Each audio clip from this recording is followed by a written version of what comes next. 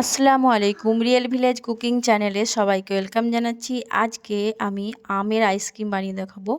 পাকা মিষ্টি আম দিয়ে আস্ত গোটা আমের আইসক্রিম বানিয়ে দেখাবো। এতটাই ইয়ামি হয় আর খুবই টেস্টফুল হয়। আজকের এই রেসিপিটা পুরোটাই দেখতে থাকুন, স্কিপ না করে পুরো ভিডিওটা তার জন্য আপনাদেরকে দেখতে হবে। তো চলুন শুরু করি। এখানে আমি নিয়ে নিয়েছি হাফ লিটার পরিমাণের দুধ। যেহেতু আমি একটা আমের বানাবো, আর দুধ ভালো করে জাল দিয়ে ফুটিয়ে নিয়েছিলাম। আবারও ভালো করে জাল দিয়ে নেব। দিয়ে দিলাম এখানে 2 টেবিল চামচের মতো চিনি।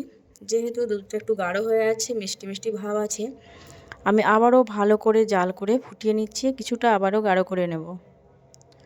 অনবরত নাড়াচাড়া করতে হবে, এতে করে চিনিটা ভালোভাবে গলে যাবে। আমি এটা ভালোভাবে জাল করে নিচ্ছি। এই পাকা আমের মরশুমে আম শেষ হয়ে যাওয়ার আগে মিষ্টি মিষ্টি পাকা আম দিয়ে আইসক্রিম বানিয়ে বাড়িতে খান, খেতে খুবই ভালো লাগবে। আর আমার এই চ্যানেলে অনেক রকমের আইসক্রিমের রেসিপি আছে, আপনারা দেখতে পারেন আর বাড়িতে ট্রাই করতে পারেন। আর এখানে নিয়ে নিয়েছি দুধটা ঠান্ডা আছে। আর এখানে দিয়ে দিলাম আমি কর্নফ্লাওয়ার দিয়ে ভালোভাবে মিশিয়ে নিচ্ছি। 1 টেবিল চামচ কর্নফ্লাওয়ার দিয়েছি। যখন ভালোভাবে মিশে যাবে, আমি দুধের সঙ্গে মিশিয়ে নেব।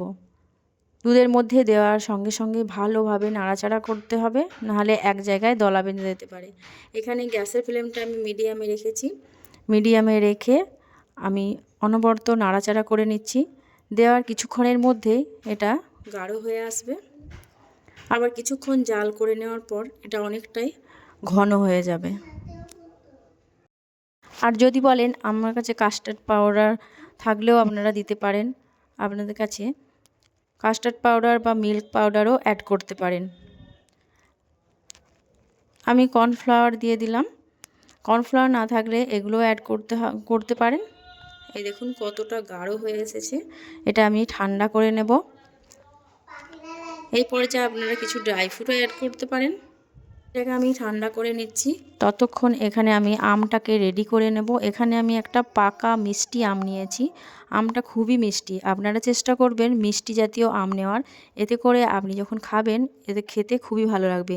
যেহেতু আমি আমের মধ্যে কোনো রকম মিষ্টি ব্যবহার করছি না, দুধের মধ্যেই চিনি দিয়েছি। এবারে ওপর থেকে আমি ছালটা কিছুটা বাদ দিয়ে দেব। আর আমের কালারটা দেখবেন ভেতর থেকে কতটা সুন্দর আর খুবই মিষ্টি। আমগুলো প্রচুর পরিমাণে মিষ্টি, আইসক্রিম খেতে খুবই ভালো লাগবে। টক জাতীয় আম নেবেন না, এতে করে ভালো লাগবে না। এবার ভেতর থেকে আমি আটিটাকে বার করে নেব। এইভাবে চাকুর সাহায্যে ভেতর থেকে এইভাবে একটু কেটে কেটে দিচ্ছি। আর ভেতর থেকে এই আটিটাকে আমি বার করে নেব। এই দেখুন এইভাবে করে চারিপাশটা একটু ছাড়িয়ে নিচ্ছি। হাত দিয়ে দেখবেন সহজেই বেরিয়ে চলে আসবে।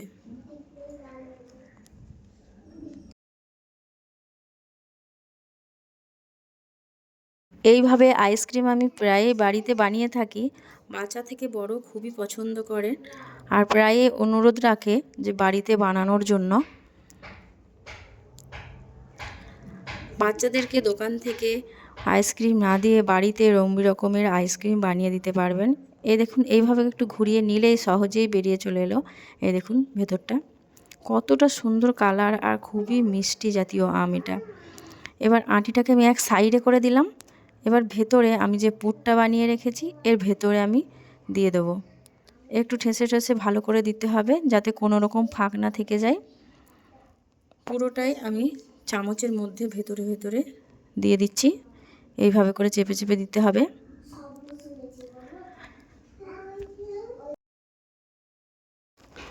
এইভাবে করে আমি একটু চেপে দিচ্ছি। আর বাকি অংশটা থাকলে আমি আবারও একটা আম দিয়ে বানিয়ে নেব। বাকি যদি বেঁচে যায়, আমি একটা আম দিয়ে দেখাচ্ছি।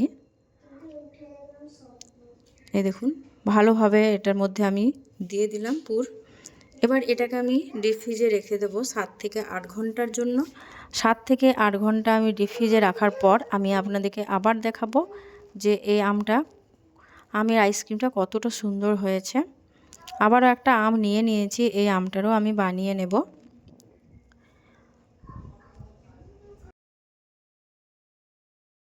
প্রথমে যেভাবে আমের ছালটা উপর থেকে ছাড়িয়ে নিয়েছি, আবার আমের বীজটাও বাদ দিয়ে দিলাম। এর ভেতরে আমি পুর দিয়ে এটাকেও রেডি করে নেব।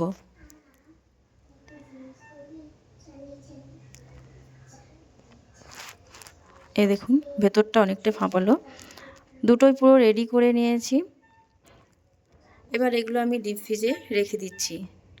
ডিপ ফ্রিজ থেকে আমি বার করব, তখন আপনাদের সঙ্গে আবারও দেখাবো। এই দেখুন আমি ডিপ ফ্রিজ থেকে বার করে নিয়েছি। 7 থেকে 8 ঘন্টার পর আমি বার করে আপনাদেরকে দেখাচ্ছি। এই দেখুন এবার আমি ওপর থেকে ছালটা আমি কেটে বাদ দিয়ে দেব। এভাবে করে একটু ছালটা আমি প্রথমে ছাড়িয়ে নিচ্ছি।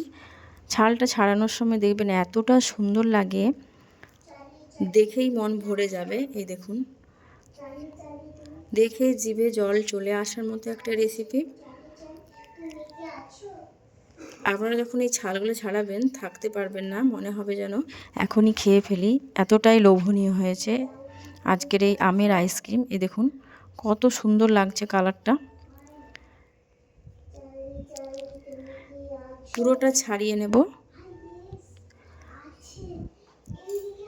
আবার একটু কেটে ছালটা বাদ দিয়ে দিচ্ছি। একটু টান দিলেই সহজেই এই ছালগুলো উঠে চলে আসবে। দেখুন এইভাবে করে সাবধানে একটু টান দিলেই পুরোটা ছাড়িয়ে নিয়েছি। এবার একটা চাকু নিয়ে নিচ্ছি, চাকুর সাহায্যে আমি পিস পিস করে কেটে নেব।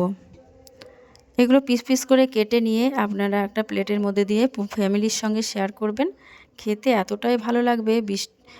এই আপনারা খুব গরমে, প্রচণ্ড গরমে আপনারা এগুলো বানিয়ে খাবেন, দেখবেন খেতে খুবই ভালো লাগবে। এই দেখুন কতটা সুন্দর লাগছে, দেখুন ভিতরে পুরে ভরা এই ম্যাঙ্গো আইসক্রিম।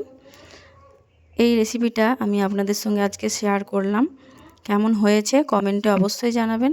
যদি ভালো লাগে তাহলে অবশ্যই চ্যানেলটা সাবস্ক্রাইব করে পাশে থাকার অনুরোধ রইল। এই দেখুন কতটা সুন্দর লাগছে, দেখুন খুবই লোভনীয়। এই দেখুন, তো বাড়িতে ঝটপট বানাবেন আর খেয়ে কেমন হলো জানাবেন। এই দেখুন কতটা সুন্দর লাগছে। কথা না বাড়িয়ে আজকের রেসিপি এখানেই শেষ করছি।